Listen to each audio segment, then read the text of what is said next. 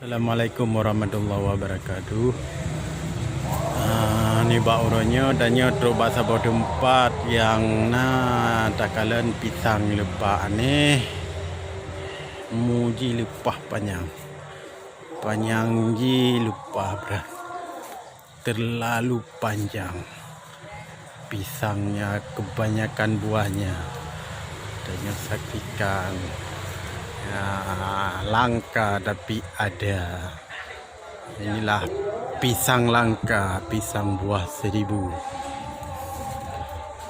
yang ada di Desa Gugajah,